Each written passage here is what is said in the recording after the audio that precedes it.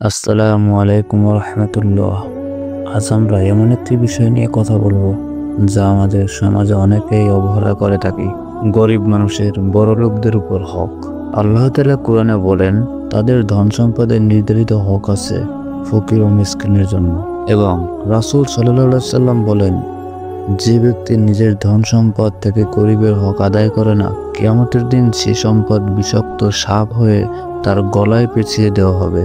ভেবে দেখুন, আমাদের আশেপাশে কত মানুষ আছে যারা ঠিকমতো খাবার পায় না, চিকিৎসা পায় না, সন্তানদের পড়াতে পারে না, আর আমরা হয়তো বিলাসিতা করে খরচ করছি।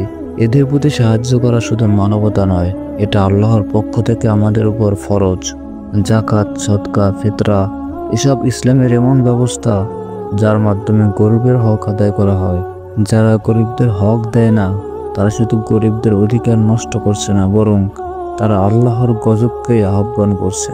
একটি সুন্দর সমাজ তখন গড়ে উঠবে যখন ধনীরা তাদের উপর অর্পিত দায়িত্ব ঠিকভাবে পালন করবে এবং গরিবের হক আদায় করবে।